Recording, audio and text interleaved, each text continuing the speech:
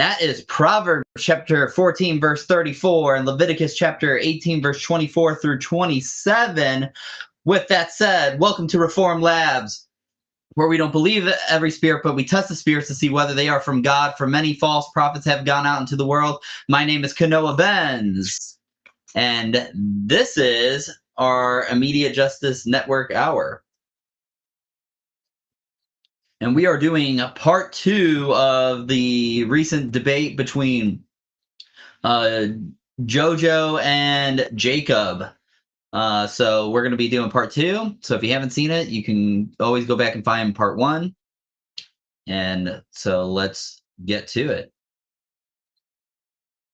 So the where we kind of left off there, I pretty much 20 minutes through. I'm not going to go over some of the things, but I'm just going to go through what I think will be helpful for you guys. But before I do, can any of you guys hear me? Can you guys just give me a thumbs up if you can hear me or something in there? Just let me know.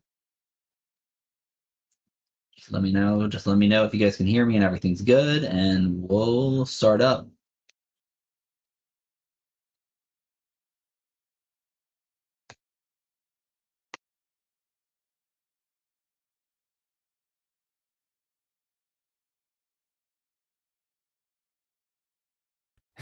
Praise God. Awesome. Okay. So we decided, do the opening statements, and then we'll go into the questions. And so I'll ask my question first. I know we both made some charges to each other, some ways to think. We'll maybe like before the closing statements, we'll look at those or something. I wrote down what you said, and we could totally talk about it. We'll just see what time permits, right? And so, all right. So my first question was, can this statement, when advocated as a legal framework, be justified biblically, or is it a sin?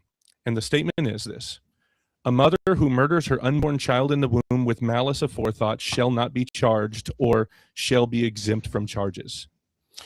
Well, and this is the heart of the question for many abolitionists, isn't it, Jacob? And I think it's a very fair question, because we are, and I started in pro-life work as a 13-year-old with a passion for justice. And the Bible is very... All right, real quick. So, yeah, that's going to be the most important question. Is this a sin? Right? Is what's going on a sin? All right, that's going to be very, very important on this. Is, hey, if we're saying that what they're doing is not a sin, then, more power to them and they could keep going. Then we could talk about if it's wise or not. But if it is a sin, then we have a huge problem here. We have a huge problem. So, yeah, that's an important question, but let's see how he answers. I can't even remember now how he answered. Clear that anyone who disobeys God's laws will face God's justice. So I can't disagree with that, because it's in the Bible, and I'm a Christian and I follow the Bible, right? The problem, as I said from the beginning, is that we live in a culture that isn't Christian. So the government is not always going to do things with the way the Bible should be saying that we should do. And that's the challenge we live in, because the government represents the majority of people in our culture. So my position when it comes to, for example, jailing women who've had abortions is this: it's not ever is not the same as not yet. When we come to a pro-life society that actually protects preborn children, the government of that day will have the legal and moral authority that I support to decide what the judgment should be. And I think that's a very fair point, because when we had abortion laws... All right, well, let's go over that real quick, because this is what the point that he kind of... I sure can't wait for him to answer that question directly. Yeah, for real. All right, something right off the bat. When people always say this, they're like, here's the thing: we're not in a theocracy yet. We're not in a Christian theocracy. We're not in this, we're not in that. Okay, but does that mean that we don't have the right to obey what God says because we don't have a Christian nation?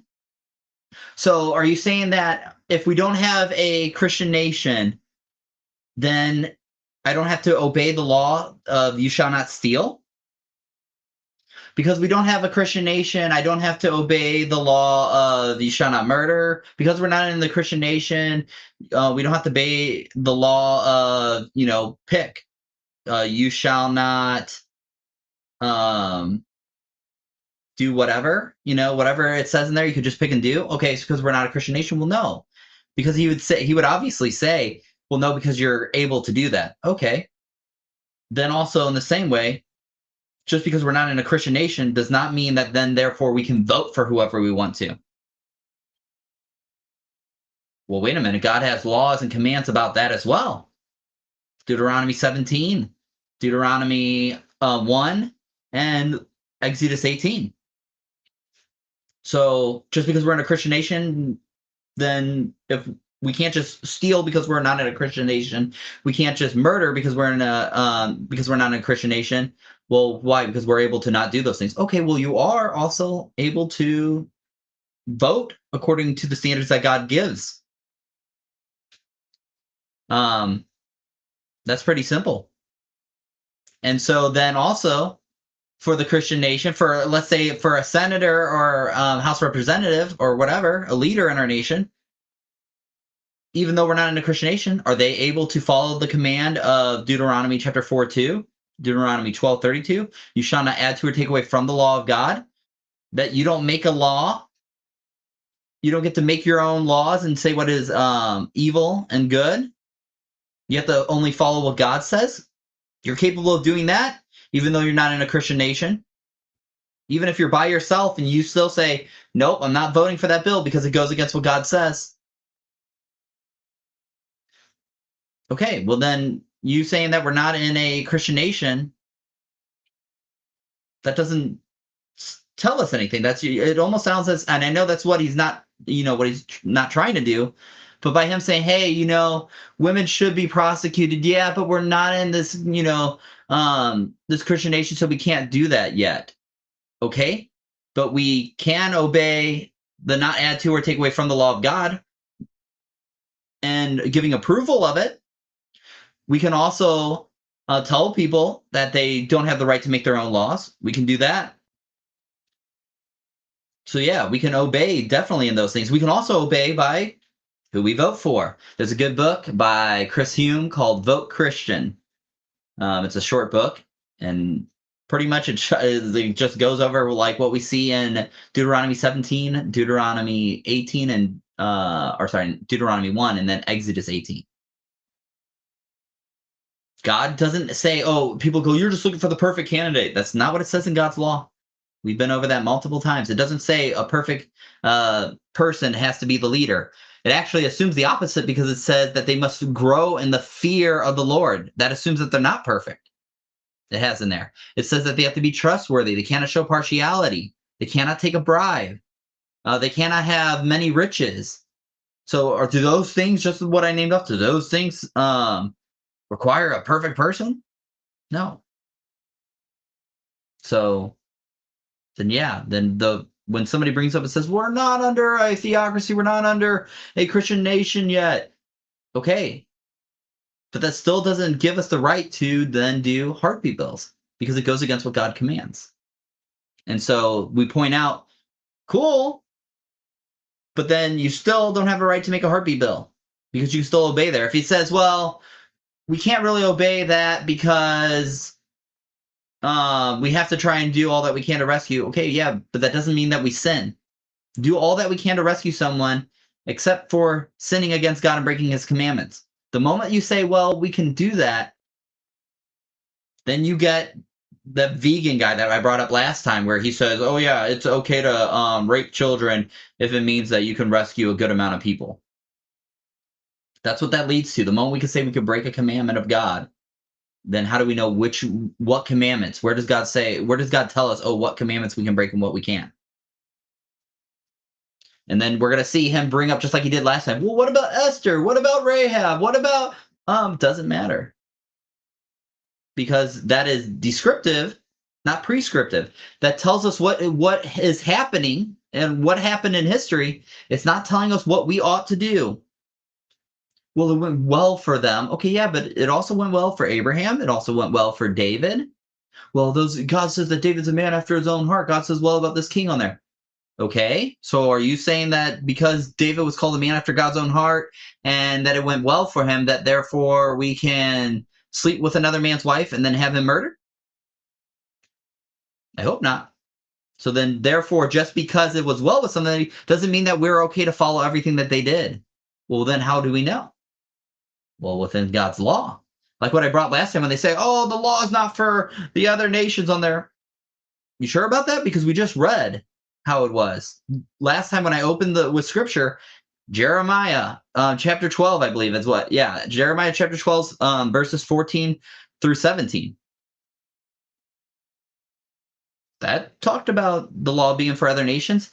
And they're going, wait a minute, Jeremiah, no, that's descriptive, not oh, cool. That's why I tied it in with the law. Leviticus, that's why I read today, Leviticus 18 talks about that. The nations did what was evil. They did sin. Well, wait a minute, how do we know what is sin? Paul tells us, Romans chapter 7, verse 7, if it wasn't for the law, we wouldn't know what sin is. So therefore, how do we know what sin these guys done? It's in the law of God as our standard. And that's what we're going to be talking about is as this goes on, notice the critique. I'm going to be probably repeating myself 100 times. But hopefully by the end of all this, you guys understand what's how we are to deal with this kind of stuff. Before Roe versus Wade, each state also determined what those laws and punishments should be. So we're not talking about an alien concept here. This is something that's happened before in the past. As well, I think part of the discussion and the debate is the state of the woman's heart. What is it the woman's thinking when they have abortion? Well, that's what courts are for, right? That's what juries are for. That's not the place of us right now because we don't know people's heart. Only God does. And ultimately, we can't make those kinds of judgments right now when we're not even stopping abortion or abortion isn't even perfectly illegal yet in any state.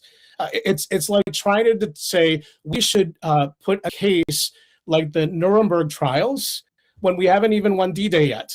So my response, and you can read my response actually on Substack on our Facebook page, on our website, is that when we look at what role people play to justify punishment, there's always all kinds of things that people need to look at. So when abortion was illegal prior to Roe versus Wade, most of the time women were not jailed, even if some of the states did have rules about jailing women. Why? Because they needed those women to actually go against the abortion doctors. You guys catch that, right? They weren't doing this because they needed those women. All right, they needed those women to do. No, we don't. We need to obey God.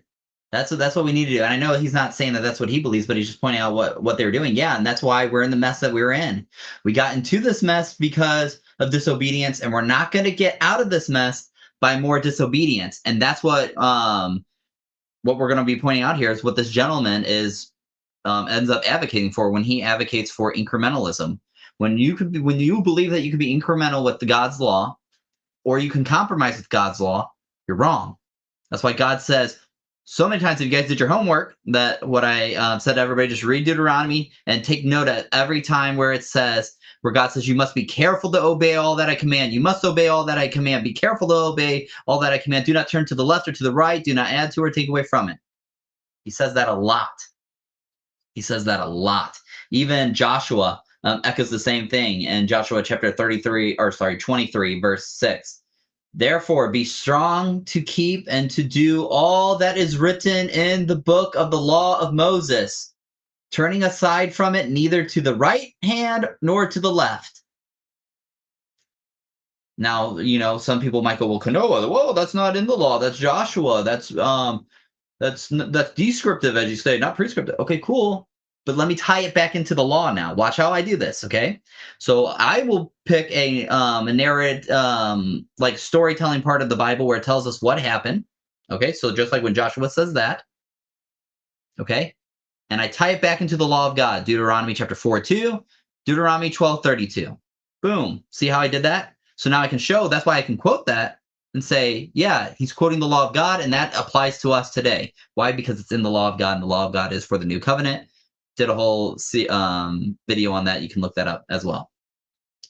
Now, when these guys, when the incrementalists try to bring up Esther, they'll throw at you, oh, Esther, look, she did this, which is it's debatable whether she went again, wrote her own law in there and didn't mirror God's law. That's debatable. and I would say that she didn't, because I think that that she's right that what is it called, self-defense. She was just doing self-defense, providing equal rights for the Israelites so that they could defend themselves against the people attacking them. We see that principle within God's law. So she didn't add to or take away from it. Now they could still challenge that and argue that, cool. At the end of the day, you could just grant that to them and just say, okay, you know what? Fine, I agree. Yeah, she did. Okay, cool. Esther's not the law of Moses. Go ahead and show us then where that principle is in the law of God. And they can't do it. Andy IRL, extra, link, they didn't do it. When I asked them about however long it was that I debated them, and I asked them, yeah, could you show me in the principle of where, because that's cool that you're, bringing up Esther, but that's descriptive. That's telling us what happened, not what ought to happen. God's law is what we follow, not Esther. God's law is what we follow, not Abraham. God's law is what we follow, not David. So we can then make a judgment, judge with righteous judgment, as Jesus says. And how do we know what is righteous? Oh, God's law. So then we can make that we can see where David went off and where Abraham went off. And then we can also say, oh, yeah, this is where Esther also was inconsistent. So that's how we do that. So tie it back into the law of God. So whenever you're in these situations, have them tie it right back into the law of God. So that's cool that you brought up Esther, but Esther's not the law of God. So let's see you tie that. Let's see you tie that back into that. And they normally don't do it. And to be clear, also, I'm not. This is not any kind of I'm not. What did he call it? Attacking or judging Jacob's work here. I think he did a good job. And in a debate, you can't go over everything, so you can't just hit on every single thing that's said. So you really have to. And Jacob, you can see it even in the frozen image. He's right now trying to run a live stream, moderate a debate, and also be the debater as well. So he's doing 3 different jobs on there. So he's definitely not catching everything. And I wouldn't even be able to catch everything, even if I'm not doing the other 2 jobs and I'm just focusing on debating.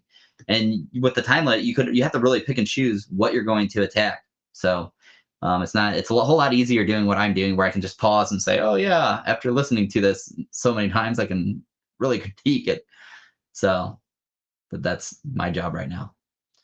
All right, let's get into it again. Yes, that's terrible. The woman who kills a child is also doing something evil. And I agree with you on that. But the law has allowed for people, even murderers, to not be prosecuted, so we can go after a bigger threat, which is, in that case, the abortion doctor. That's why, even before Roe versus Wade, Jacob, there were only 2 women who were ever jailed for having abortions. And abortion was widely illegal, hardly practiced at that time. So that tells me our focus should not be about whether we jail women. Our focus should be about banning abortion. All right. So now we're going to have like the 15-minute back and forth or so time period. Really, we'll just, in order to keep time, it was about. And no, the focus should always be on, is not, when he's bringing up all this, he's like, look, this is what happened on the thing. Cool. But what ought to happen? What should we do? And how should we preach to the gospel to these people and tell them how to obey what God commands? 20 minutes when we started the question, so we'll have like 10 minutes back and forth. I'm looking at this clock right here. Okay, so you agree that a mother who murders her child with malice aforethought should be punished. We're just not there yet. Yeah, even the word murder, Jacob, is a legal term. So technically, abortion isn't murder where it's still legal. So even your question leads to the fact that that process can only happen when abortion is already illegal. I think that's really good. I think this is one of the differences, right? And I think this is kind of what I was talking about during the opening statement. Murder is also a biblical term. Absolutely. And so the law should be conformed to the image of Christ also. The law should mimic justice according to the Bible. Would you agree? Well, again, I don't have a question about that morally. I do have a question about that legislatively and in a democracy. Because when we talk about moral laws about, say, child sacrifice in Leviticus, there are specific punishments that God gives a theocratic state like Israel, including stoning people who practice child sacrifice. Now, unless you're advocating stoning of people, I don't think we need to follow those kinds of laws and apply them to a state where we're not a theocracy. Okay. And that's where it is. Okay, that's where it is. I don't think these laws apply. Okay, how do you know? How do we know what the correct punishment is then? How do you know that those laws don't apply anymore? When you're saying, "Oh, I don't think those laws apply." Okay, and that's where where I always tell somebody, "Oh, okay. How do you know? How do you know what we're supposed to do? Where do you get that from?" Because he goes, "Yeah, morally, yeah, I think we're supposed to follow what God commands." But they try to separate it. There's no separating that. When God tells leaders in Psalm chapter 2, if I'm remembering it right, I could be mixing them up on there, but I believe it's Psalm 2. Long day. We'll see if I'm right. There we go. Psalm 2. Verse 12, or starting at verse 10. "Therefore, O kings, be wise, be warned, O rulers of the earth. Serve Yahweh with fear and rejoice with trembling. Kiss the Son, lest he be angry and you perish in the way." All right. So what do they need to do? They need to submit themselves to God. And again, he's talking about the kings of the earth. So that's not just Israel. Okay, well, how do we submit ourselves to God? Well, Jesus tells us. He says, if you love him, you'll keep his commandments.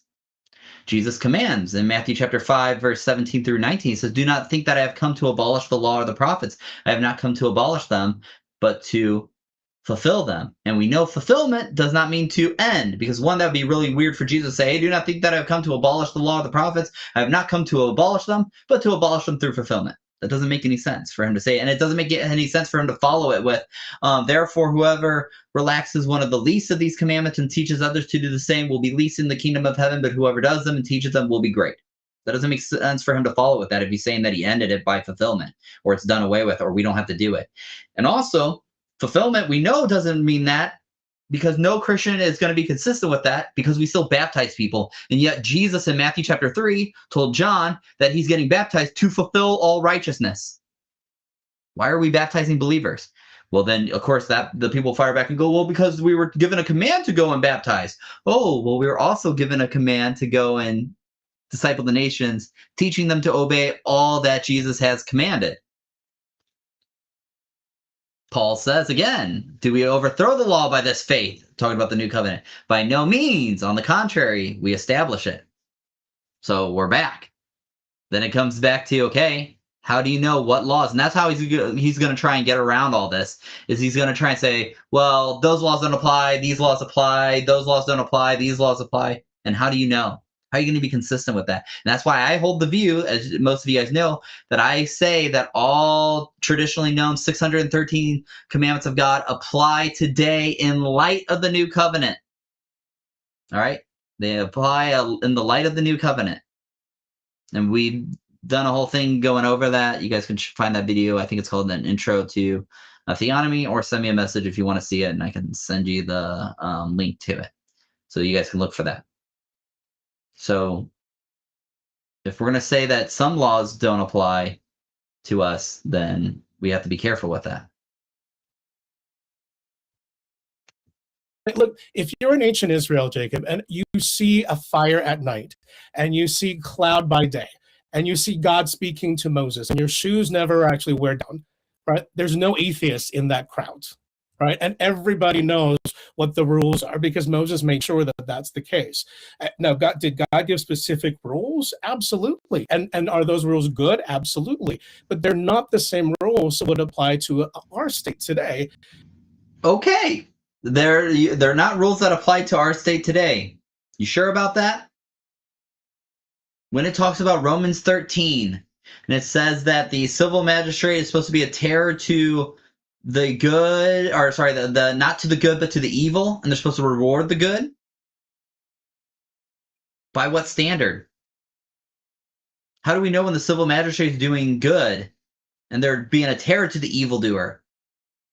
Because the state might look and say, I'm sure Nero and the Roman Empire thought they were doing, thought they were doing being a terror to the wicked when they were imprisoning Peter. And they thought they were rewarding the good, going by their own standards. Is that what God is telling us?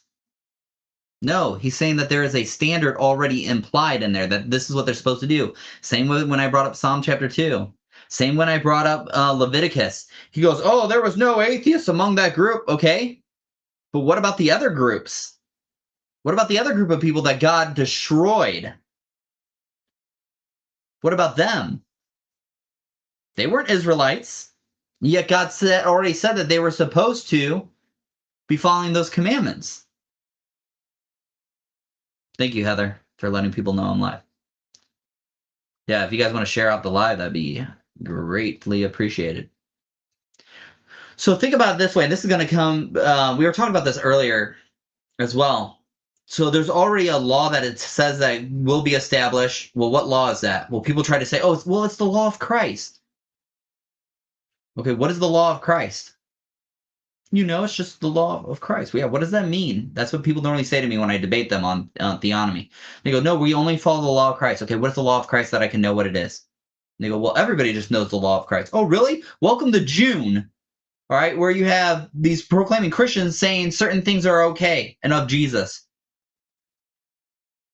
How do you know? When you have a Christian that will say, hey, no, this is, hey, we're just following the law of Christ, and the law of Christ allows that. Oh, well, how do you know? How do you rebuke somebody and correct somebody with the law of Christ if nobody can see it? Well, they will then say, well, okay, yeah, but we have the, in the New Testament. Okay.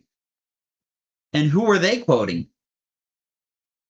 Because if you think you're about to tell somebody that they're doing a sin without appealing to the law of Moses, also known as the law of God, also I'd say is the law of Christ. If you think you don't have to use that to tell somebody that they're in sin and to show them and prove that they're sinning, congratulations, you just thought you could do something that the Apostle Paul said he couldn't do. The Apostle Paul said he couldn't do it. Romans chapter 7, verse 7. If it wasn't for the law of God, I wouldn't know what sin is. So how are you going to call somebody out on a sin if you're not going to appeal to the law? Well, people will say, oh, well, the moral law. Okay, how do you know what a moral law is? Oh, the Ten Commandments. Okay. The Ten Commandments are a summary of the whole law. No, it's not. Oh, really? Okay, well then, if it's not a summary and we just follow strictly to the Ten Commandments, then how about bestiality? That's not in the Ten Commandments. Are you saying that's okay? Well, obviously they would say, oh, no, it's not. How do you know? Well, it's sexual immorality. And how do you know that? Oh, that's right. Only the law of God tells us.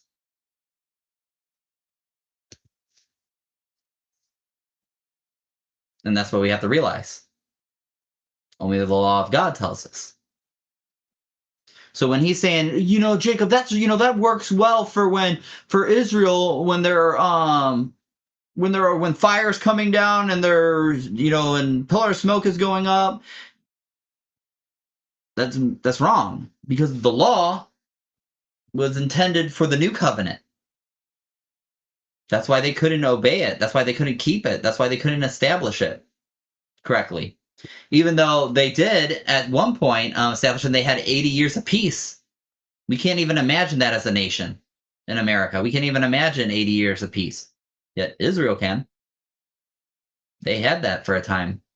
And then it went wrong when they started making their own laws and thinking that and then it said everyone decided to do what was right in their own eyes. The moment we say we can make laws, we break the first commandment, we make ourselves out to be God. And it doesn't work out well for us when we do that. And that's what the pro-life and the incrementalists are advocating is, hey, we can make our own laws. We don't have to, it's too hard right now. Oh, don't you understand? We can't do that right now. It's not what it says in Deuteronomy chapter 30. Where it says, oh, and who will ascend to heaven to bring down this law? It says, don't say that. Who will go across the sea to bring the law? It says, don't say that. It says, but the law is near you so that you can do it. And Paul echoes that and repeats that in Romans 10. He quotes it, he paraphrases it, but And he says that, hey, the law is in you, in your heart, that you can do it. So it was always meant to be put into the hearts of the believers and those in the new covenant. Just as Israel carried the ark of God by poles with the stones to the nation, we as believers, and they carry and they conquer with the sword, with the physical sword. We as believers, we carry the law as well to the nations, just not in poles, into the heart of every believer. And we do fight a battle, but not with a physical sword, but with the sword of the Spirit. So yeah, we shouldn't say, oh, well, because we're not in that time, it doesn't matter. I already went over it again. Doesn't matter. We can still obey today. We can easily obey on who we vote in. We can easily obey on not adding to and taking away from the law of God. Oh, but those laws aren't, then prove it. How do you know? Even if the moral principles are the same. So yes, I agree. If we follow God's moral principles, we'll all be happier.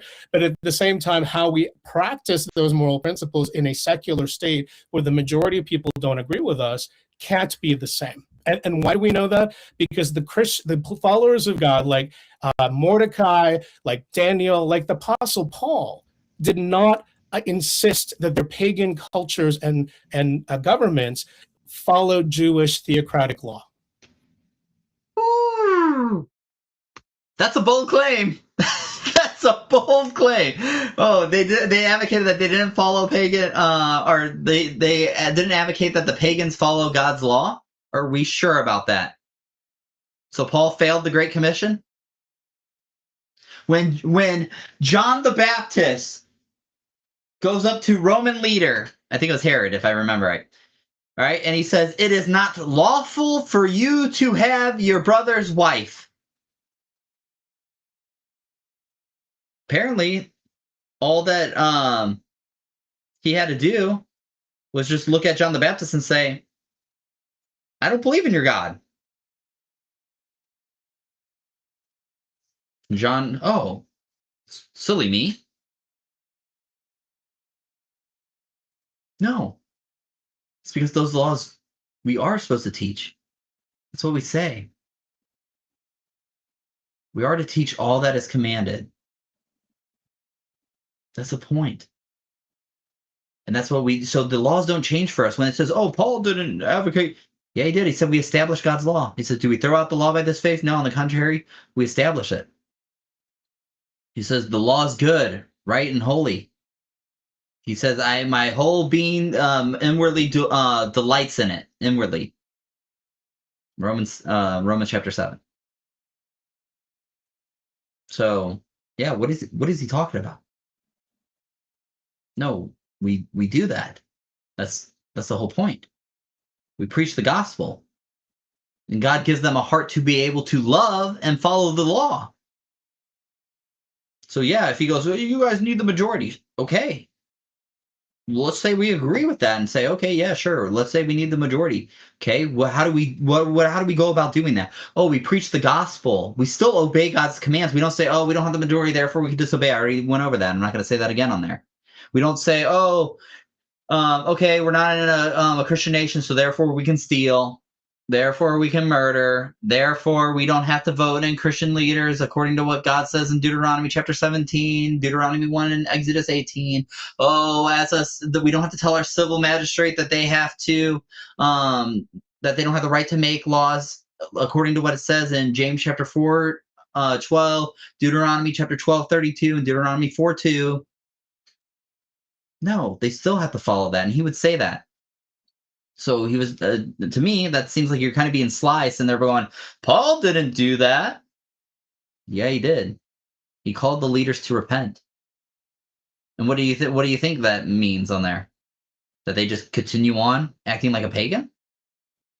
No, that's the whole point when we're saying repent. What are they repenting of? The way that they're living. How's the way that they're living? In sin. That's why, what did it say in Leviticus that I read earlier? It said, these are the sins that the nations are doing. Well, wait a minute. Somebody needs to tell God that he can't charge them with sin. They don't believe in it. You can't use those laws on those people. Yeah. 1 Timothy chapter 1, 8 through 10. The law is not laid down for the righteous and the just, but for the wicked and the sinners.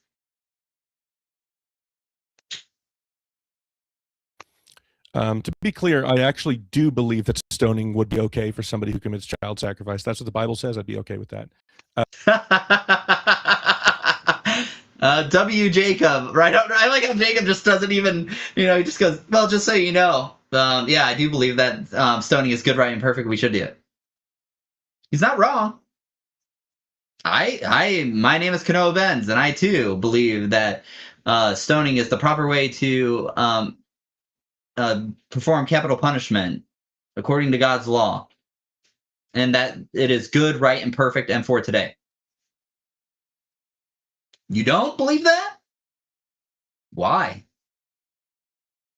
Did God get it wrong when he said his law is good, right, and perfect? Well, that was for Israel. Oh, wait, but when I quoted that was Psalm 19. That was written like 400 years later or 300? Oh, what about when the prophets, just like what I read Jeremiah? Oh, that's like what, 500 years? Oh, well, what about, you mean when Paul is saying that we can do the law and we are to follow it? What is that, 1,500 years later? Paul says that the law is holy, good, and right. Well, somebody should have told Paul that it had stoning in there. You don't think he knew that? Oh, when Paul tells the Gentile Christians that you guys need to pay your workers their correct wages. Well, why? Because does not the law of Moses say? Why would he assume that they would know that? Why would he assume that they would know that? He's already assuming that the moment you're a Christian, you start learning how to obey Jesus, how to love your neighbor, and how to love God. How do we know to do those things? The law of God. And so, sorry, his face on there after Jacob said that. He didn't know what to do with that. I agree. Well, he didn't know what to do with that. Well, I bet you he did. I bet you Jacob, don't be surprised when you see Jacob clipped all over, what is it, the Students for Life, whatever the group that he was debating on there. Don't be surprised when Kristen Hawkins goes around saying that they're gonna try paint him in a bad light. But here's the thing: when people try to do this, and I know from TikTok, they all go around, Kanoa believes biblical slavery is good and right. Yeah, because it's not like the chattel slavery that America did. If you compare the two, they're not the same. I can easily demonstrate that. With even just one law, I could show you that there's a huge difference. When one was man-stealing and the other one isn't. Man-stealing means that kidnapping and forced to go into labor unjustly. Biblical slavery didn't do that. So when they do that and they clip Jacob and all there, so pray for him and his family because they're probably going to attack him. And I understand what that's like. All right. So pray for them. But we can rejoice. Why? Because it's going to open so many doors for us to teach God's law. Because people are going to be like, you abolitionists, you guys think that God's... Yeah, his law is good, right, and perfect. You don't think his law is good, right, and perfect? Did God make a mistake when he said about his own law that it was good, right, and perfect? Well, it's good, right, and perfect for a time. Oh, what time is that? Because he says in Jeremiah 30, chapter 31, verse 31 through 34, what does he say about the law? Behold, the days are coming, declares Yahweh, when I will make a new covenant with the house of Israel and the house of Judah, not like the covenant that I made with their fathers on that day when I took them by the hand to bring them out of the land of Egypt. My covenant that they broke, though I was their husband, declares the Lord.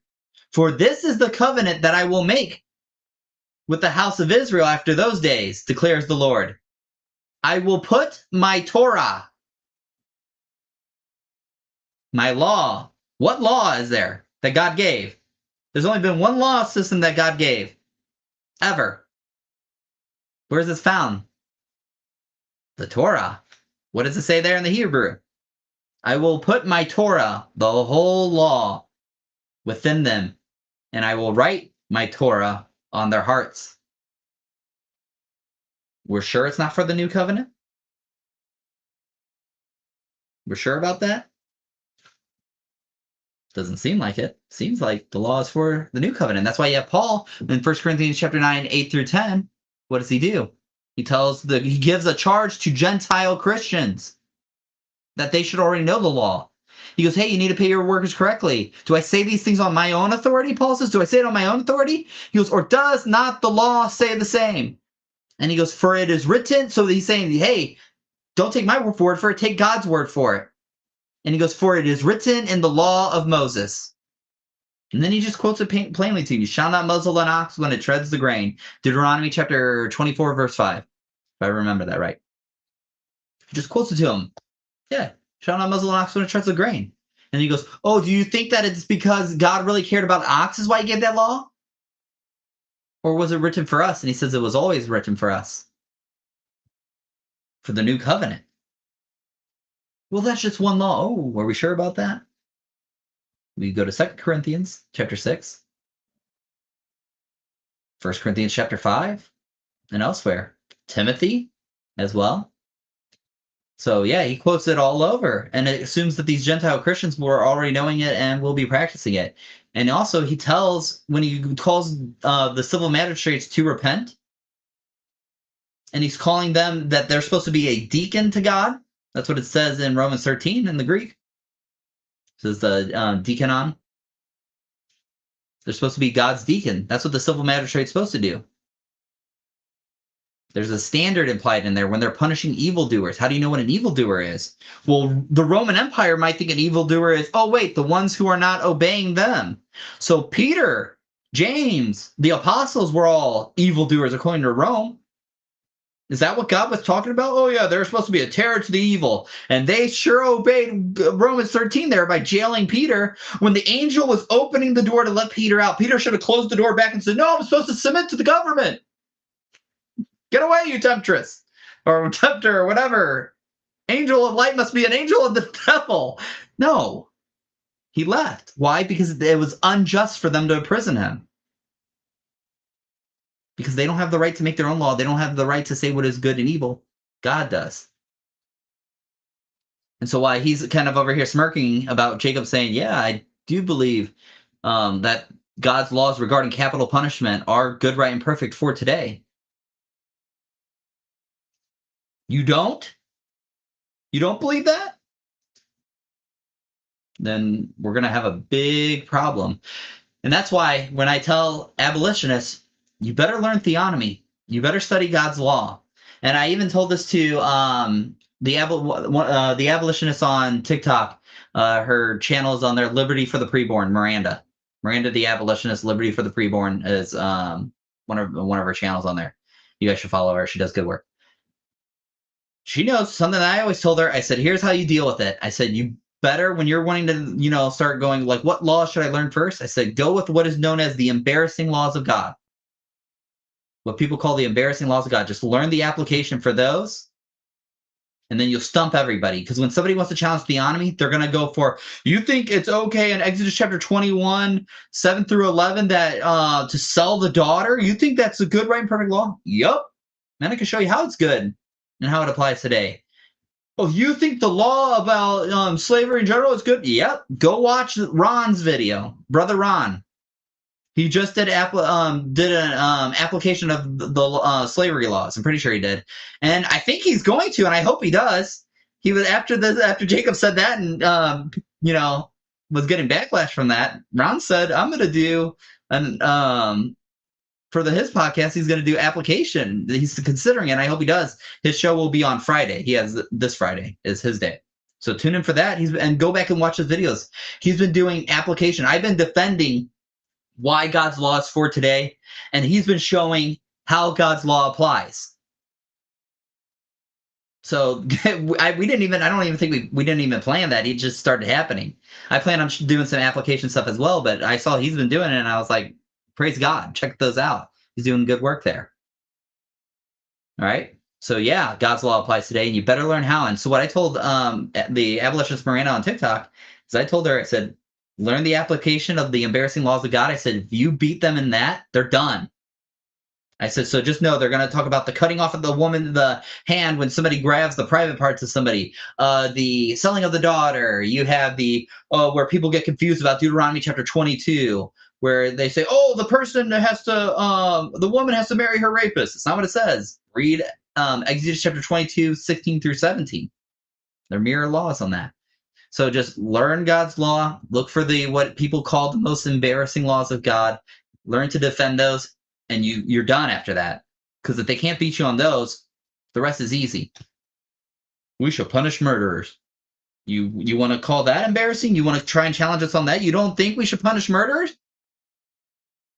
No, we do. Okay. What about theft? Oh, you don't want anything? Well, okay. And what I always challenge other Christians and people when I debate them on this topic is, okay. They go, well, no. It doesn't have to look exactly like what it is in God's law. Okay, so somebody, or they'll say, no, don't you know we're not under the law, we're under grace. To which I say, amen. I'm not a Judaizer. I'm not saying we're saved by the law. I'm saying the law is our standard to know how to love our neighbor and love God correctly. I'm not saying we're saved by it. When Jesus says, if you love me, you'll keep his commandments. I'm saying, yeah, we do that because of the love we already received from God. That's how that's possible.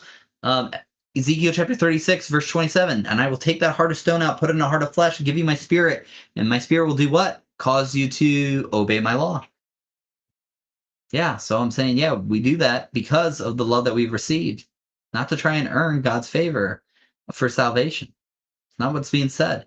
So yeah, we're under grace. But as Paul said, do we throw out the law because of this faith? By no means. On the contrary, we establish it. So that's what we need to be doing. So you better start getting familiar with God's law. Because if you want to be a consistent abolitionist, at very least, you need to be a consistent theonomist. And at most, you need to be a reconstructionist. And we'll go more into that way into the future. But let's keep going with this. Oh, here, I can give you guys good commentaries on, ooh, I don't like that it's mirrored. I don't know if I can fix that. R.J. Rushdoony's commentary on the Pentateuch. All right. Fantastic book. His series on all those. You can also do his big book. Look at the size of this book. And I went through it. The Institutes of Biblical Law. That has good commentary on it. I don't know if I can reach it for there, and I don't want to get up, but we have Gary North. His commentary on there, too, you can look up. Joe Morecraft III has stuff on there. So you can find a lot of application of God's law and showing how it applies today and how it's good and how we should do it as a nation, and it will bless us greatly. So if you guys have questions on that or want to know the books, just let me know and I can send you links and stuff like that.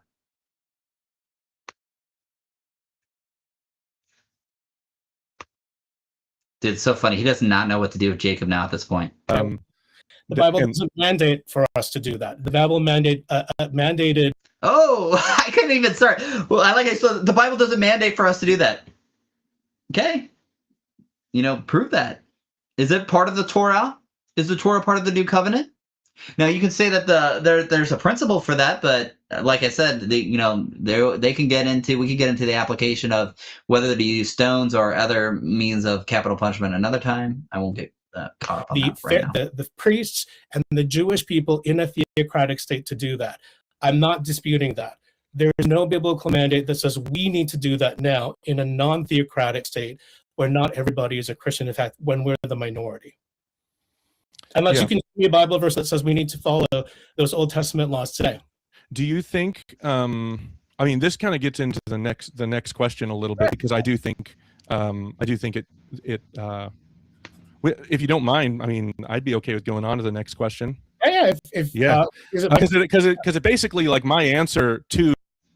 Now, Jacob is being fair and a good moderator, but for me, when he challenged that, I'm jumping on that and going, oh, really? You want to? All right, yeah, let's get into that. Let's show her the law, how it applies on there. Jacob's, because again, he's wearing three different hats. He's being the good moderator, the debater of the debate that he's moderating, and also working the production, being a production manager and working everything on that. So Jacob's going, yeah, we got time. He's watching the time and going, okay, we got to, let's go to the question on there. So no problem there.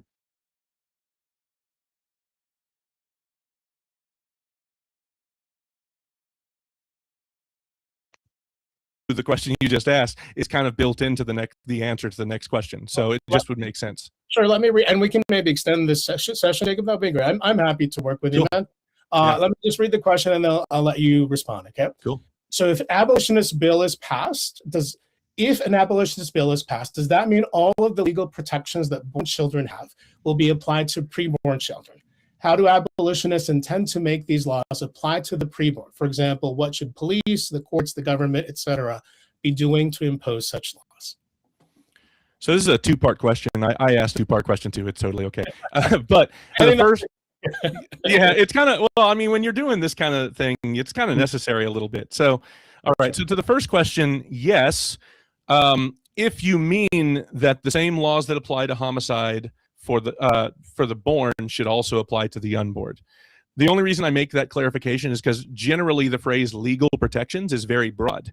So I prefer equal justice along with equal protection, because justice appeals to the God who died to meet the demands of sin, justice and blood, innocent blood, and how it's defined in his word, while equal protection appeals to the constitutional 14th Amendment that guarantees the equal protection of the laws. So is that what you meant, kind of like the same laws for homicide that apply to the born would also apply to the no, that's part of it. And I don't want to interrupt, Jacob, so just because you yeah. Okay, well, if that's what you meant, then... I also want the process. Like, what is it that you want to do to implement the Sure. The process is going to be, again, according to God's law. And so that's what we teach on there is, the children get equal rights. Well, how do we follow that? That if somebody was the same that we do for the others, and we debated this on TikTok multiple times of having the correct amount of witnesses and stuff. So once we establish, equal rights and protection on there, and this is why other places, we're trying to establish multiple of God's laws at once and trying to get, and I think that's the best way to do that. That's if Doug Wilson's smash mouth incrementalism was done correctly, and not against God's law. If it was done correctly, it would be taking all of God's law, mirroring it, and putting in all 613 or whatever. Well, they're not all of them are supposed to apply to the civil magistrate, but whatever the laws that are supposed to apply to the civil magistrate, and putting all those bills in at once, and then seeing what sticks. But instead, Doug Wilson, and with the smash mouth incrementalism, he takes God's law, and then he breaks it up and compromises it. He takes it and breaks it up into his own law, and then throws it to see what sticks. And no surprise, the unbelievers are okay with taking the laws that are from man and not from God. So if his smash mouth incrementalism was done correctly, it would be, let's take all of God's law, not add to or take away from it, and put the ones that apply to the civil magistrate, write the bills in. I think even Dusty Devers was doing that he was writing, and that he said, we need to ban abortion because it goes against God's law. We need to ban pornography. We need to ban this. We need to do the correct witnesses. And he started just putting in all those laws. That's what we need to do. Mirror what God's law says and do that. That would be the correct way of smash mouth incrementalism. But unfortunately, there is no correct way of smash mouth incrementalism right now, because it's based off of Doug Wilson's idea of that, and it is evil and goes against God's law. But for him to say, okay, well, how do we implement that? We have to disciple our nation. We have to disciple our police system. We have to disciple our civil magistrates. We have to disciple the nation. And so how does that work? It's that we are going to have to teach them and say, now that we have the laws passed, we're going to have to, and I'm sure there's going to be corrupt people in office. This is why we need to be better at voting people out. Because and I'm not saying that I'm not pointing the finger at abolitionists or anything like that, but this is what I'm saying is for younger abolitionists and for or newer abolitionists and younger Christians, newer Christians, some of the things that I had to really tell them is when we have a senator or a House representative tell us, I'm for your abolition bills, and then they vote no on them, you get voted out.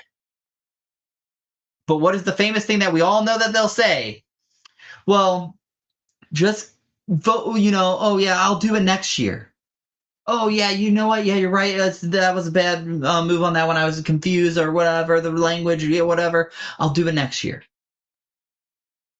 Oh, keep me voted in. You're done. You're done. That's how it should be. We've had that with senators in our area and House representatives in our area. They voted no. And we said, you get voted out. We went door to door in our area with flyers that said what they did. And we said, you broke God's law. God's law requires leaders to be trustworthy. You became untrustworthy. God's law tells leaders that they must follow God's law and not shift to the left, to the right for it. You broke that. Now we don't have you are untrustworthy. And you should demonstrate that you don't follow God's law and you don't fear God. You're out. We don't do that. And here's the thing is people go, well, no, let's give them a chance on there. We don't do that with elders. Elder gets disqualified. We don't go, okay, well, we'll give him a chance and see if he gets better. And if not, then we'll pull him down. No. He's, he repented. And no, you pull him down. And then when you see, and if you see repentance and you see growth and they're able to, and they meet the qualification to be an elder, then we can talk about that. But we don't keep them there, and we shouldn't do that with our leaders either, because that's not what God says. So yeah, there's going to be discipling that has to take place, probably with the police force and with that. We're acknowledging that. It doesn't matter. We still obey God's law and still establish his law. If these people were not fighting us, then we could probably do that faster.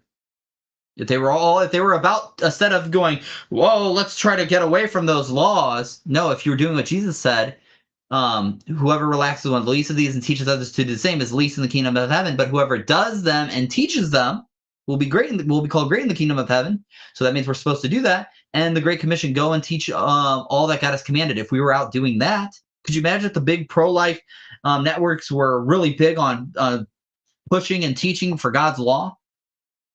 Be a lot better for us. But instead we have people fighting us on it, mocking, being scoffers of the law. Doesn't work out. For sure, and I'll get to that. I just wanted to clarify to make sure we were on the same page. So, to the second part of the question, abolitionist constitutional lawyer Bradley Pierce with Foundation to Abolish Abortion and Abolish Abortion Texas provides a lot of this framework. It's not my forte in understanding these things, so I recommend looking up "Is America Ready for Abolition" by Bradley Pierce on YouTube. And a lot of this is going to be a quotation from him with some modifications. So this is how the justice system works. So you have someone who is suspected of committing homicide. Someone, that's one person, how they'd respond, witnesses something or hears something, reads some text messages, a voicemail, social media message, and they make a report to law enforcement. So law enforcement, there's how they would respond. They do a preliminary investigation, which is just asking questions that someone can deny to answer. Then, if they think there's enough evidence or probable cause to believe the crime has been committed, they can go to a judge and get a warrant, which has to be approved by that judge, to then do a more intrusive investigation, get into private information, and then they can take that to a prosecutor, that's another person, who decides whether to prosecute or not, what to prosecute for. If they're prosecuting for a felony, then they have to go to a grand jury if it's a felony. In most states, grand jury is of citizens of the state. They then decide whether to indict. At that point, it then goes forward. If that person's indicted, they're then arrested. And then there's a lot of proceedings, make sure everything's on the up and up. You get a trial. There's lots of due process there. Then from there, the prosecutor, it's the same one, decides what to charge for or what punishment to seek. The judge or the jury decides whether to convict, what to sentence for. Then appellate courts review that. And yeah, so within God's law, it tells us that there's due process. And it teaches that in Deuteronomy 17, if I'm remembering right on there. Talks about that the witnesses being cross-examined and goes over all that. So yeah, we will have to teach our nation to do that properly, because our nation has become so far gone and even the Christians in our nation are sitting there going, God's law, what? God has standards for this? Isn't that the Pharisees were the ones who follow God's law? Nope. All right, I'm going to fast forward a little bit because Jacob did a good job answering, and I'm really just wanting to critique this guy.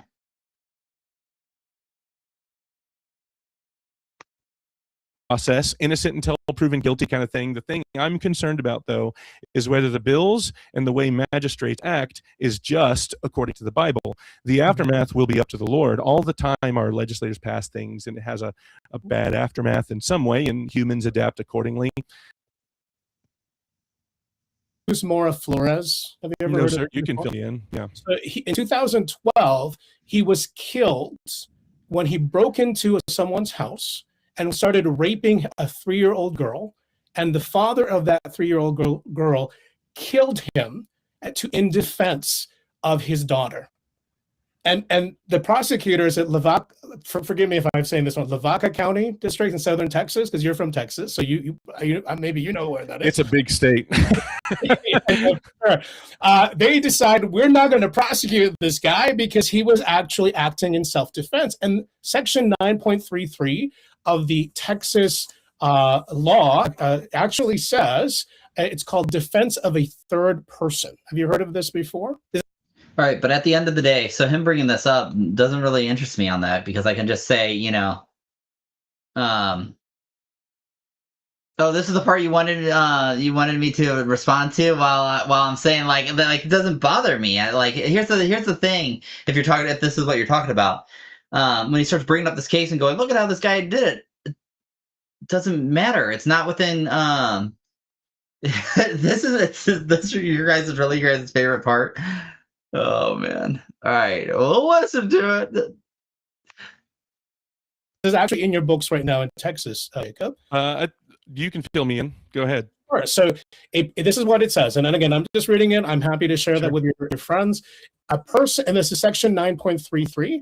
A person is justified in using force or deadly force against another person to protect a third person, if under the circumstances as the actor reasonably believes them to be, the actor would be justified under Section 9.31 or 9.32 in using force or deadly force to protect himself against the unlawful force or unlawful deadly force he reasonably believes to be threatening the third person he seeks to protect. And the actor, point 2, reasonably believes that his intervention is immediately necessary to protect the third person.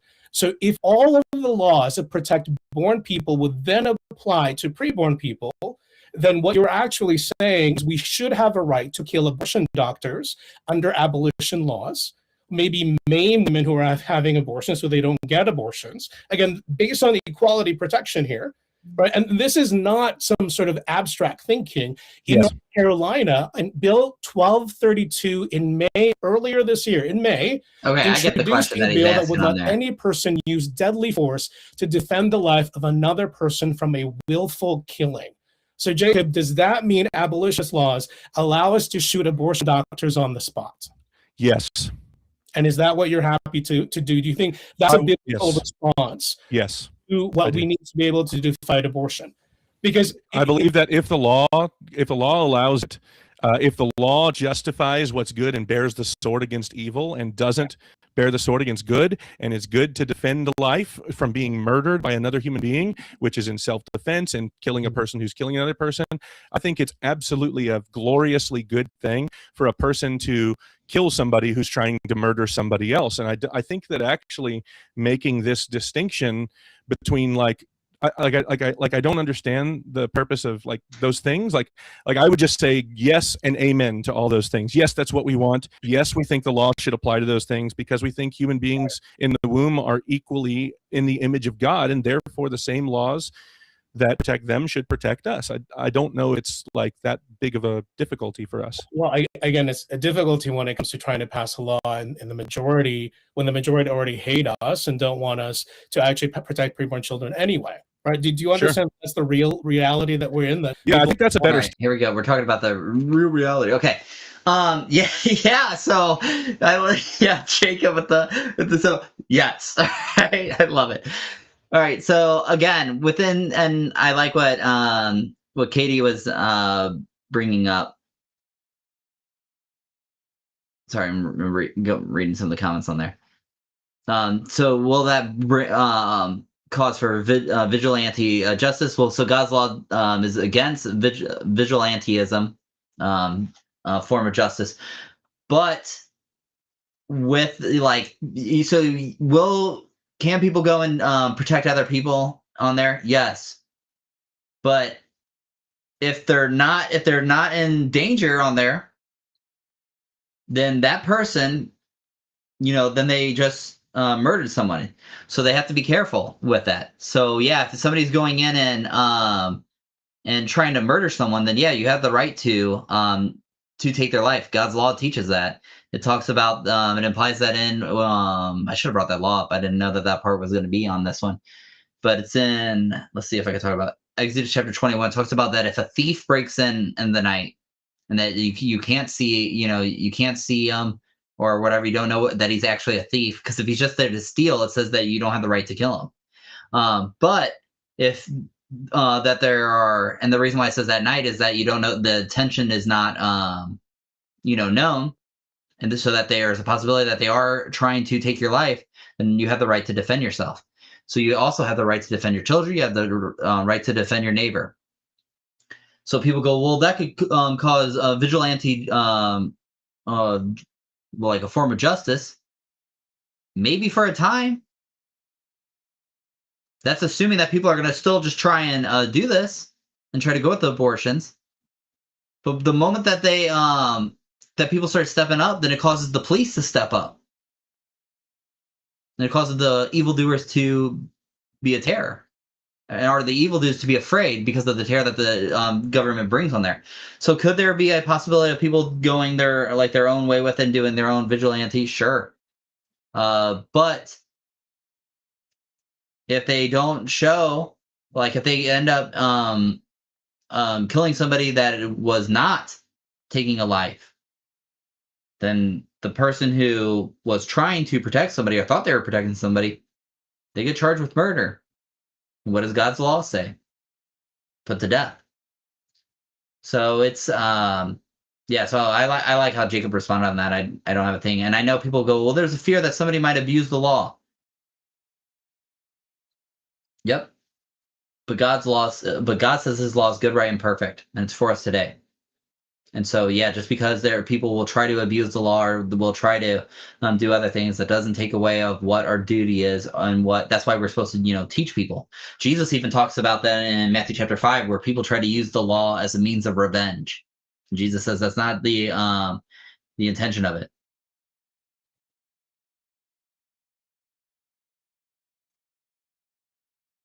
Yeah, exactly what Katie was saying on there. Yep. Our laws do not call for vigilante justice. That guy's tying it into another law on there as well. Yep. Amen to that. So, yeah, that's people who are trying to murder children should be afraid to go and murder somebody. There shouldn't be like this comfort of, oh yeah, I'm about to go murder somebody.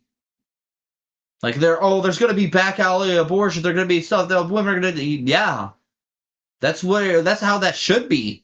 Like, well, they shouldn't do it, but that's what they are. They should be hiding. They should be trying to sneak. They shouldn't be doing it in broad daylight and posting on social media about it. Evildoers normally try to hide their evil acts and not boast about it. That's how bad our nation is that we walk around openly celebrating the evil that we're doing. If people are going to do evil and try to break the law, it's not going to be out in the open with everybody watching. They're going to be trying to sneak and they're going to try and hide. And that's how it should be. They should be afraid to do that stuff in the open. So, yep. I think Jacob did a fine job on there. Sticking point, honestly, because the law itself, I don't really like. Yeah, the law should apply, And the other thing is, and this is the question in terms of consistency with abolitionists. So why don't you advertise that when you try to pass abolitionist laws? This law will empower people to shoot abortion doctors. Or here's another one. Why don't any of your abolitionist laws actually include laws that would put women? Here, this just reminded me, because I know somebody's going to bring up on there. Yeah, I know. Yeah, I think I'm gonna put that one up there. I agree with you. This is what I think that he was also fishing for. 110%, Katie. I agree. I agree with that. I think that he was. That's exactly what I think he was trying to do as well. Is he was trying to give something for Kristen Hawkins. Now, something to bring up because I just realized that, and people commenting, helping on that, is when people would go in and I guess you could save that on YouTube. Blow up the clinics and stuff. Yeah, you can't do the. So here's the thing: is you can't for their what stops the vigilantism is they have to only go after the attacker. The one who's attacking. You can't just go after everybody around on the thing. You have to go to the one who's attacking. If you don't, not my typo on the screen. Well, that's what happens. I didn't even catch it. So yeah, so somebody tried to do a whole, we're gonna blow up the whole clinic, and you get people in there, and you get some person walking by or something like that, then you're charged with murder. So it's not going to be. I don't think it would be like that. It would be if they're trying to say, and why don't you advertise that? Like why? Like what we're advertising is that let's follow the law of God. Like what are we trying to average? Hey, guess what? You pass an abolition bill, you get to shoot your doctors. Like what?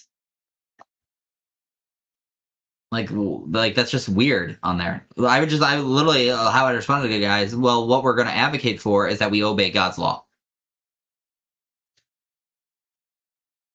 Well, why don't you guys do that? We don't need to. Our law is about giving equal rights for the baby. Why are we only focusing on that part and not the other parts of equal rights of the law? We could talk about anything, equal rights for the baby. So you're just like, that's why I think it's exactly what Katie was saying. It's just trying to give Kristen Hawkins something. Women and pro-abortion activists in jail for promoting pro-choice views, because that would be a death threat against preborn children. And so equality laws would require that you would actually jail pro-abortion politicians in those states that pass abolition laws and have them jail people who promote abortion. Is that? I can tell you right now, they wouldn't get jailed. God does not allow, the law does not allow the jail system. They're probably going to get the rod for some of this stuff, for saying foolish stuff. And if not the rod, they're going to probably get capital punishment on there. But most likely if they're not committing the murder, they're probably getting the rod for just saying silly stuff. The 40 less than 1. Something that you should include in abolitionist laws, because I haven't seen any abolitionist. Well, that's the thing is okay. Now notice that he says that. That's what I was waiting for. Is why don't you include these things in the? Why don't you include the stuff in your bills? Why don't you include this stuff into your bills? Because that would be adding to, or taking away from, but it would be adding to the law of God. We don't do that. The law that we're mirroring for our abolitionist bills is Exodus chapter 21, verses 22 through 25. The principle that is taught in that law is what we are mirroring. We're not going to add to it or take away from it. Why don't you add the law regarding self-defense? Why don't you add the law about... No, because God didn't do that in his law. He didn't combine all the laws together. It's its own law. And so that's what we're doing. Not adding, we're not taking away from it. That's why we don't do that. We're not you guys. We're not the pro-life movement. We're not the incrementalists that are okay with believe that we have the right to just make our own lives and write whatever we want into it. That's what got America into this mess where you have, and I can't remember which one talked about it, but when you have Chris Hume's book, Seven Status Sins, or The Sound Doctrine of Theocracy, maybe they talk about it both. But one of them talks about how America has a ridiculous amount of laws. A ridiculous amount. It's like over 3,000 or something even more than that. Ridiculous. All right? And the reason why is because they do stuff like that. They write one law. Oh, it doesn't make sense. Well, we'll just write this, and now we'll add this in here. We'll now add this, and it gets chaotic. And it's because it's not a perfect law system coming from the perfect God. That's why we don't do that. We don't add that to that. That's a separate law, and we want to follow what God says in his law. Heather, the reason why you can't see other people's comments is because you're probably on a different platform than everybody else, because I'm streaming this to a couple different platforms and channels. So if you're not seeing the comments, it's probably because you're on a different channel, and I'm on the main one, so all the comments from all those channels come to me. So that's probably why, just so you know. Our abolitionist laws, they don't put that in the laws, because our laws just remove the exceptions that pro-lifers put in there, right? So our laws just take like the exceptions that like Students for Life puts in there that says, you know, to read it, this law shall not apply to medical professionals, shall not apply to the mother. I mean, look, we all know that they put them in there, right? We just remove that stuff so that the law applies equally. So we like, yeah, does it do all that stuff? Yeah, but it's not like everybody gets treated the exact way. Every case is taken on a case-by-case basis. That's why I gave the whole walkthrough of the justice system, you know? But again, and I appreciate what the legal framework that your guy, sorry, what's his name again? It's Bradley Pierce. He's the president of the Foundation to Abolish Abortion. Yeah, no, I'm hoping to debate with him actually as well. I think he's one of your smartest guys. So he's awesome. Kudos. I think he's wrong, obviously. That's why I'm not on his side on this. But again, the challenge that you have is we can't always have due process. So now, in states like Texas, if they were to pass an abolitionist law, if an abortion doctor from another state where abortion is legal were to come, or someone selling abortion pills, it's open season. You can start shooting at them. To what you've just said. Yeah, well, it would be due process, though. Like, if he was killed, then the person... Yeah, good catch, Jacob, on this. Good catch. Because no, it wouldn't be open season for those who are supplying. No, because God's law doesn't say that people who supply a chemical, all right, that's not just like, oh, somebody who's giving a weapon.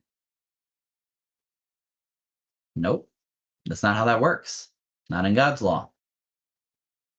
All right. Now, somebody trying to use said weapon or said chemical or whatever to kill someone, yeah, then that's when that applies. So it's open season for people who are selling. That's not how that works.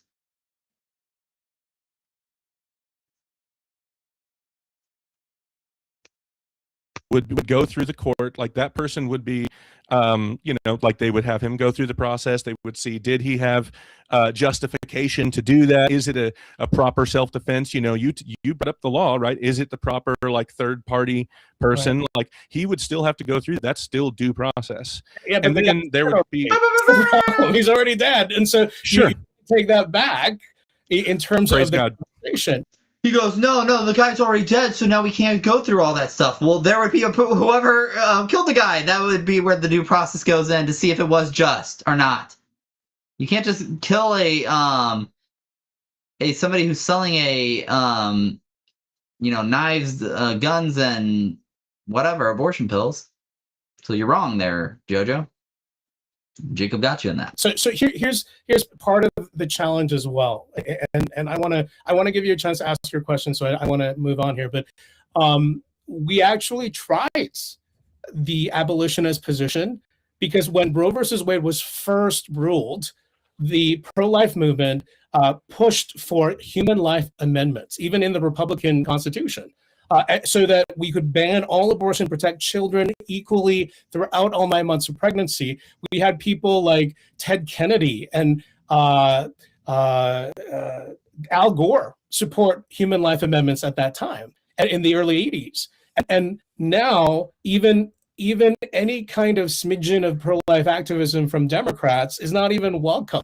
So we were a lot stronger back then when we had these human life amendments, which mirror a lot of what abolitionists are doing. I would argue against that. We were a lot stronger back then. No, we weren't. How do we think that law got passed in the first place? How did that law get passed in the first place? We weren't stronger then. It's because we're literally the problem, like the abortion came about because of the problem that was already going on. And that's because a long time ago, America said, we don't want to just have God's law. We want to be able to make our own law.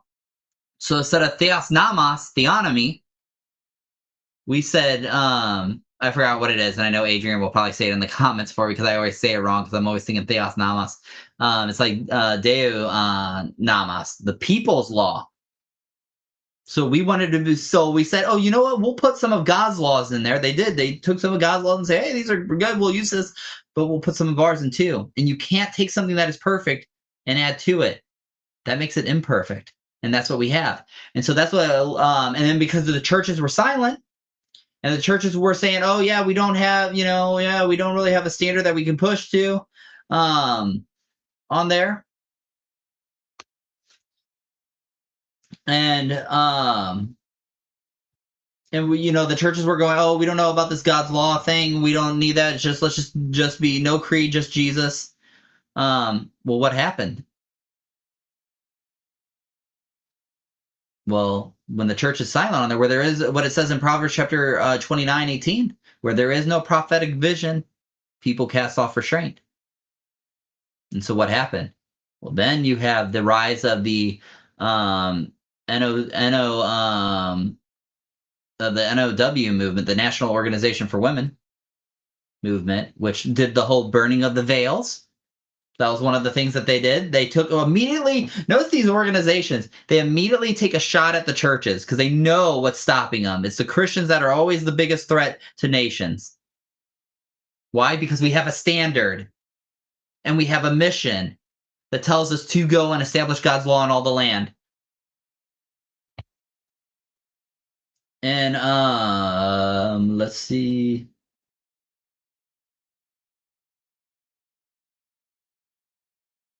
In Isaiah 42, and it says that it will be successful in Isaiah 42. But this is why you have, and it shall come to pass, Isaiah chapter 2 first. I'll go to Isaiah chapter 2, 2 through 4. And it shall come to pass in the latter days that the mountain of the house of the Lord shall be established as the highest of the mountains, and shall be lifted up above the hills, and all the nations shall flow to it. And many people shall come and say, let us go up to the mountain of the Lord, to the house of the God of Jacob, that he may teach us his ways, that we may walk in his paths. For out of Zion shall go forth the law, the word of the Lord from Jerusalem. He shall judge between nations, and he shall decide disputes for many peoples. And they shall beat their swords into plowshares and their spears into pruning hooks. Nation shall not lift up sword against nation, neither shall they war anymore. Okay? This is not talking about in the heavenly state that people talk about. Because it said there's disputes. Isaiah goes on to talk about that there's going to be sinners. And you see, I think it's Isaiah chapter 65, where we get Revelation chapter 22 and 21 from. It talks about there still being people that die. You have Revelation 22, it says outside of the dogs. What are they doing there? How come they're outside of the place of the kingdom of God? Weren't they thrown into the lake of fire? Because it's not talking about that. So this is talking about a what can be for us and what will be in the future here before Jesus returns. Because it's what they call Jesus's favorite Bible verse, the most quoted Bible verse in the New Testament. Psalm 110, verse 1. Sit at my right hand until I put all enemies under your feet. Paul exegetes that in 1 Corinthians chapter 15, down by verse 20. He says, so he must reign until he has put all enemies under his feet, and the last one will be death. So this is what is going to happen. If you don't think when it says, well, the mountain of Zion, the holy city, Jerusalem. Yeah. I was just talking about this with some friends, New Josh on here as well. We're talking about what is called postmillennialism. That's the view that I hold to. Hebrews chapter 12, 22 says, but you have come to the Mount Zion and to the city of the living God, the heavenly Jerusalem. So when it talks about from the Mount of Zion, what is that talking about? When it talks about the city, is it talking about the actual city Jerusalem? It's talking about the new covenant believers, the church. The church has the law written on their hearts. The church, the body of Christ, is going out and teaching, being empowered by the Spirit. That's the Great Commission. So and that's the problem with, if you look at America during that time when you had the NOW movement going, burning of the veils, they told women, burn the head coverings. You don't need those anymore. And because the church didn't have a standard, they just said, we'll let them do that. We're not going to head cover anymore. Just so you guys know, my wife head covers. That's a topic for a different time. I could be like Jacob and go, yes, head cover. And then, so here's what it says that it will happen too. So we have a promise from Jesus. So that's what it talks about. That's the whole point of where Hebrews, he was debating the Christian Jews, saying, don't go back to the temple. Don't go back to the ways. We already are here. It's happening now. It's present. The Mount Zion, the holy city, Jerusalem. And so Isaiah 42 talks about that law going forth. And it says, behold, in Isaiah chapter 42, 1-4, behold my servant, whom I uphold my chosen, in whom my soul delights. I have put my spirit upon him. He will bring forth justice to the nations. He will not cry aloud or lift up his voice or make it heard in the street. A bruised reed he will not break, and a faintly burning wick he will not quench. He will faithfully bring forth justice. He will not grow faint or be discouraged till he has established justice in the earth, and the coastlands wait for his law. And who is the law for? The sinners. Where are sinners? Here. Are there going to be sinners in the, what we call the heavenly realm at once Jesus returns? No. So then when is that going to take place? Before. That's why Jesus comes after the millennium, post-millennialism. And we have some of the guys that had conversations on that as well. So make sure you check out the work that they're doing on there. So keep that in mind. Keep that in mind. And notice that it says the nations, not just Israel. Do you know how that's going to go? Oh yeah, there's the law. We're not doing the law that's for Israel in there. You keep saying it's for Israel. You say that, but that's not what it says in Scripture. The verse I opened up with talks about God saying, hey, this is why I judge the other nations, because they did not obey his law. But the law is only for Israel. Apparently not.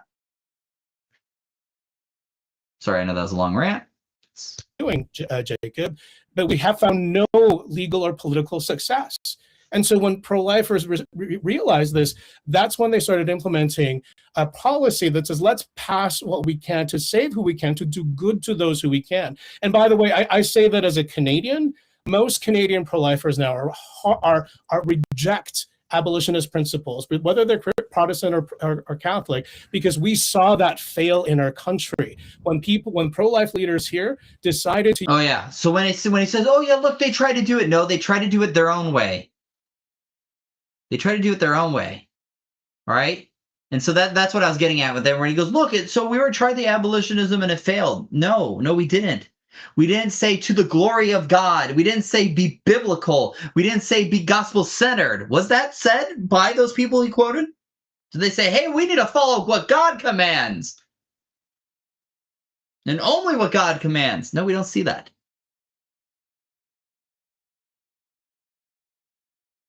And what we should have done is kept doing that and waited on the Lord to act. Because then we became like Saul, where we got nervous and we said, hey, I had to do something because Samuel, you weren't here. God, well, I had the people. What about the people? You wait on the Lord. We don't break a commandment of God because we feel like it's not working for us. You wait on the Lord. Use abolitionist principles to say it's immoral to try to save some babies, all babies, or none.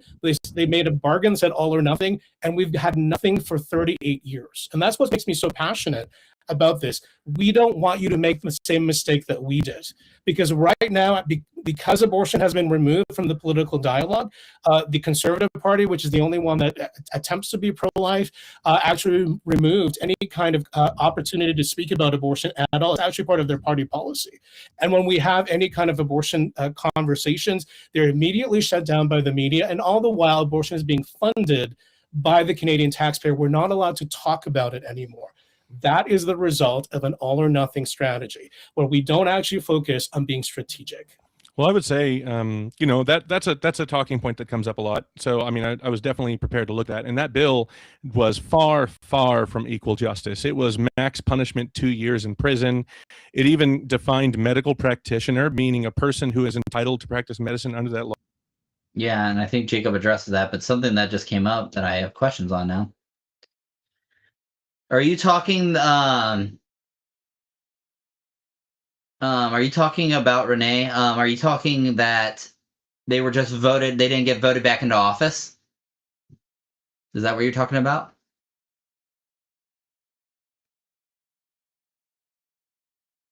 Because here's the thing, it wouldn't surprise me that if it was the Christians, because when you have somebody who's coming in going, yeah, we need to ban pornography, we need to ban them, putting the laws in, and you have Christians that don't want to follow God's law, and don't want to mirror God's law, and or are breaking God's law. What is that? I can't remember the exact number, don't quote me on it, but it was like, what is one in every three males or something has a porn addiction? And you have Dusty Deavers going, ban porn. And those Christian men are sitting there going, I don't want that to happen.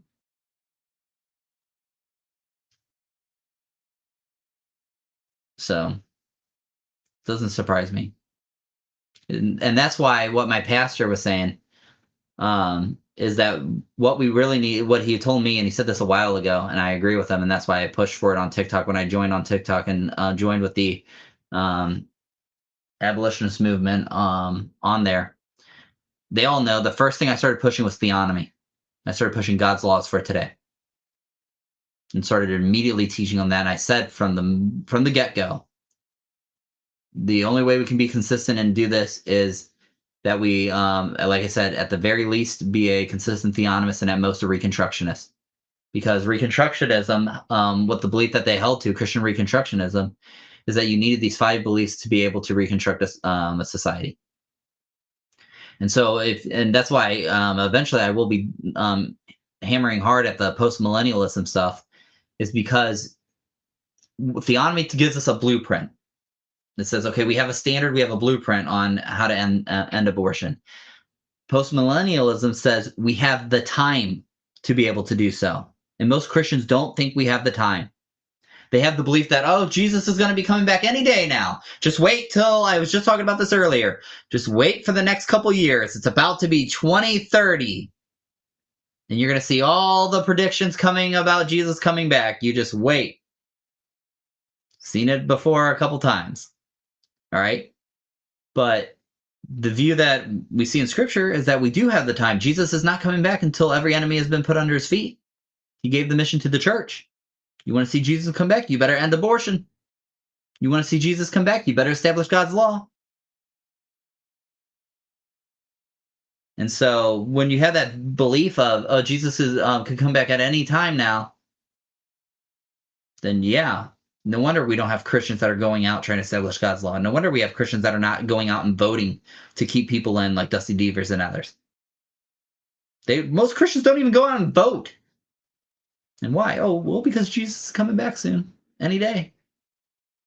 So we'll just stay in our home. I just want to focus on my children. I ask people this all the time. I said, if you knew Jesus was coming back in a week or in a couple days, what would you be doing? And they always say, I'll be preparing my children and family for Jesus' arrival. They don't say I'm going to be going and trying to end abortion. They don't say I'm going to be trying to establish God's law. I'm going to be trying to look for a godly senator and House representative. Or the Christian saying, you know what, I think I'm going to run. They don't see that. Why?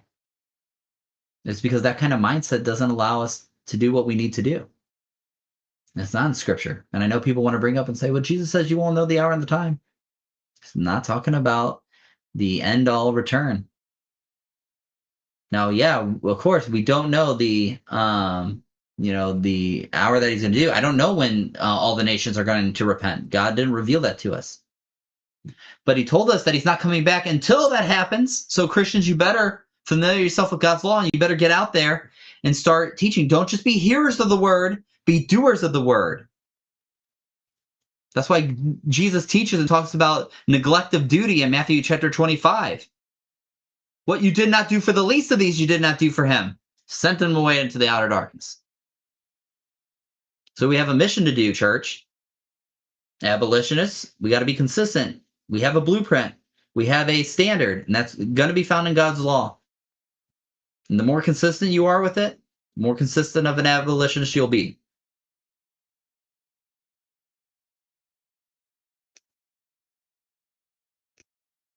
Laws. So even a chiropractor could offer abortion under that exception. That's the life and the health of the mother exception. So even the one that people advertised for that was not even close to an equal justice, equal protection law. It wasn't one that that we would advocate. We would oppose that bill. We would oppose it. And that's exactly what the pro-life political group did. They opposed that bill because they didn't realize that the pro-abortion people opposed it because it actually put abortion back in the criminal code. It forced the conversation. Again, you talk about the law being a tutor. That law would be a tutor that forced Canadians to discuss whether abortion should be legal or not. Canada is the only country in West with no fetal protections throughout all 9 months of pregnancy, and it's publicly funded. That is due to the abolitionist moral position that we can't be strategic. To be clear, that's the same. No, we can be strategic. We just can't break a law of God while trying to be strategic. If your strategy tells you, if you being strategic tells you to break a commandment of God, then no, you can't do that. You can't do that play. It's got to be removed from your playbook. It's that easy on there. What does it teach? What is it? I just saw a comment.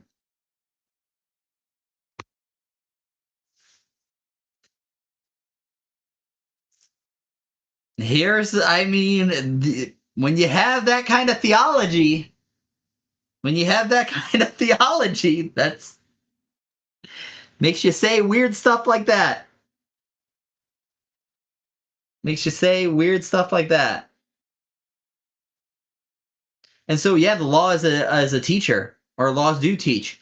And our actions do teach people. When we say, hey, we can't put this law in because it goes against what God commands and we need to follow. When I debated an atheist last night on that true abolitionist, he's called that true abolitionist on TikTok.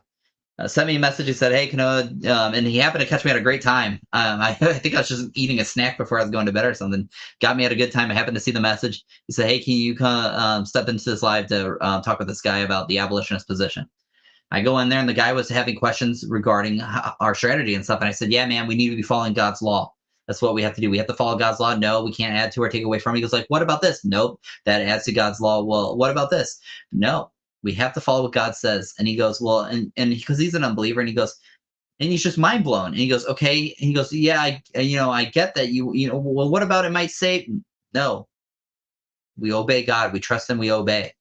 That's how the Christians are supposed to live. And he couldn't say anything against it. He couldn't find any inconsistencies with it. And so that's why he ultimately just said, well, I guess I fundamentally disagree because I don't believe, your God exists. Right? But we're not inconsistent when we do that because I brought up the scriptures. I brought up the verses. I said, nope, God commands us that we're to do it this way. And that's how we should do it. You don't like it because you don't agree with God. That's the problem. And so we need to be consistent. I guess Kristen disagrees with Hebrews 1:1. Oh, yeah. And that's why when people lock in, obey God. Amen. Yep, exactly. Good to see you, chicken. Thing in the States, it's legal for a mother all the way up to 9 months, no matter what, as long as she does it herself and orders it herself because of pro-life laws. It's not, and that's and also to go back kind of to a point a little bit, you said talking about, we believe the law is a tutor, right? In Galatians 3, it says the law is a tutor which leads us to Christ. Yes. And the reason why we bring the laws we bring is because, like you said, we live in a world that's full of sin. Secular humanists rule the day, but also pro-lifers who reject that law rule the day too. Mm-hmm. Like we bring that law, and that law itself acts as a beacon. Mm-hmm. And it says, this is God's justice, and what will you do? And then all the pro-lifers oppose it. Yeah, right? I think that might lead to the next question, Jacob, so that we can continue on, because I have a response to that, but I want to let you ask your question. That's okay? Sure. But if you don't mind, I think that this is one of the, if you do go over the next one, then we can move on. But like, I think the really important thing here is that we do agree that we live in a world that's apart from Christ, that's like seeking after sin and loving sin, and like rejects God. But we just believe that the answer is that we bring the gospel, right? And that includes in the political conversation, the gospel. It should be in our laws, the gospel. The laws reflect God's law, which brings us to Christ, Galatians 3, right? And if we don't have one that does it God's way, that does it exactly as God says, we're not leading them to Christ.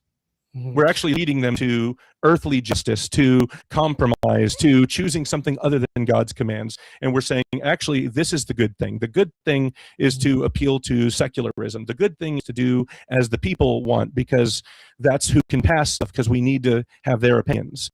The good thing is not doing as God commands, no matter what. Well, I don't know how I've appealed to secularism today. So let's go to Esther 8. And you're familiar with the story, obviously, of Esther and Mordecai. Sure. He goes, I don't know how I did that today, because you added to or you took away from the law of God. That's how you did it. All right. I think we are going to, we could dive into Esther maybe tomorrow if I have time. I'll do a late live. I know there's another show going on. So I'll wait till after their show's done, and then I can go live later on, Lord willing. To continue this, because I know now I'm going to be doing a part 3. But you guys know my favorite Australian couple didn't drop a video like they said they would, dissing on abolitionism, so I didn't have anything to review there. So I'm going to be reviewing this, and then I think I'm going to be doing a video on something that Hayden said on there, and somebody said they'd be sending me something as well. So we'll see. But I think that's a good place to stop here for the night. They said that they are going to be bringing up Esther. You guys, I already brought up, like in my intro to this on the first one I did this. I already talked about that. People are going to bring up, what about Esther? What about Rahab? What about whatever? They did this, and it was what went well for them. This person was called, blessed by God. This guy was called that a man after God's own heart. Cool. But just because they're called all those things doesn't mean that everything they did we should do. Or else you're going to be telling people that they should be watching women while they bathe, then commit adultery and murder the husband, like David. He was a man after God's own heart. Doesn't mean we do everything that he did. And the reason why that is because God redeems his people. And he gives us, so it's called what the Reformers call the Great Exchange. God takes on our ugliness and he gives us his righteousness. He took on our ugliness and took it to the cross, and then he clothes us in his righteousness. So when God sees us, Christian, he sees the perfection of Jesus. Not because of anything we did, because we are evil. We don't do what is good, right, and perfect. God does. That's why we must look to the one who is good, right, and perfect, and that is Jesus, who lived the perfect life that we could not live and died the death that we deserve to die. Rose from the dead, seated at the right hand of the Father, putting all enemies under his feet, and the last enemy to be destroyed, as Paul said, will be death. So, church, we got to get to work. God gave us the Great Commission. He gave us a job to do, and we need to go and do it. We need to be obedient to it, not compromise with it. Even when faced with Armageddon, we trust and we obey because there's no other way.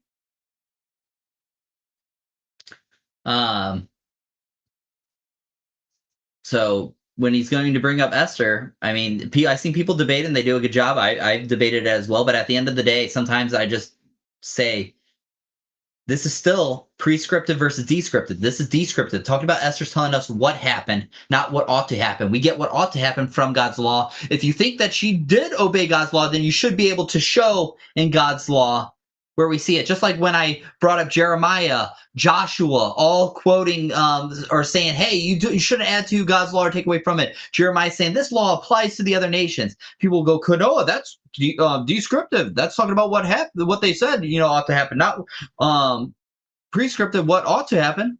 And I showed you, and if you should be able to cite in God's law. And I do. And I do. That's why I can point to Abraham. I can point to Joshua. I can point to Jeremiah on there. Why? Because I'm able to connect it to the law. Joshua, when I quoted Joshua, do not add to or take away from the law of God. Where do you get that from? Deuteronomy chapter 4:2, Deuteronomy chapter 12:32. Paul, when he's saying, hey, the law is near you that you can do it. Where do you get that from? Deuteronomy 30. What's the other ones that I brought up? A couple others, but the same thing. Oh yeah, talking about Jeremiah saying that the laws about the for the other nations, and God will judge the other nations based on His law.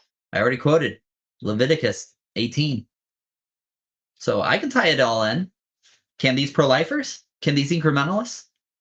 Haven't been able to. I did a debate that I think is posted up on this with an incrementalist, and that was the first thing that I asked him: is if you think that it's good, tie it into God's law.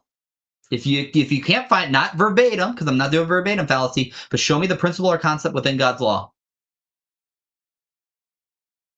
And if you can't, then we have to assume you are adding to or taking away from God's law, therefore making your own commandment and therefore breaking the first commandment, making yourself out to be God. All right, and we are not to do that. We are to trust and obey. James chapter 4:12 says there is only one lawgiver, and that one lawgiver is good, right, and perfect. And he says in Psalm chapter 19, verse 7, that his law is good, right, and perfect. And that was years ago from when it was given and revealed in foreshadowment form to Moses. Jeremiah, that was years ago after Moses. Still says it's good, right, and perfect. You have the going all the way to the apostles, over 1,000 years. And Paul says good, right, and perfect. Don't tell me that it was just for Israel. Don't tell me it was just for that. When Jeremiah prophesied that today we are in the new covenant. Are we in the new covenant? Then that law is still with it. And it's good, right, and perfect. And so we need to trust what God says at His word. All right. Let's keep an eye out for tomorrow. Maybe I can, although I don't think I control the channel on that one. I might have somebody post up and to let you guys know, to kind of give you an update if I will be going live tomorrow evening. You'll probably be late because, like I said, there's other shows which you should definitely check out. I believe Mario is up next tomorrow, and so I'm looking forward to seeing that. And so be on the lookout for that. Make sure you like and subscribe to the channels, to the Immediate Justice Network. If you're an abolitionist and you have Discord and you're not there yet, you should go to the Abolitionist Acts. The channel's called Discord. Find what state they have different channels, and they find your state, get connected with other abolitionists, and let's start getting to work. Right? Let's start doing what the Great Commission says. Let's do what abolitionism is supposed to be about. That's obeying God, being gospel-centered, being biblical, and trusting in the providence of God all the way to by obeying Jesus immediately and not compromising. And that's probably something that we'll be talking next time too, is getting into what, because he's going to talk about it as well, is taking a shot at immediatism. And I look forward to explaining that as well. All right, so until next time, and Lord willing, there will be that next time. This is Kanoa from Reform Labs, reminding you guys to not just be hearers of the word, but be doers of God's word. God bless.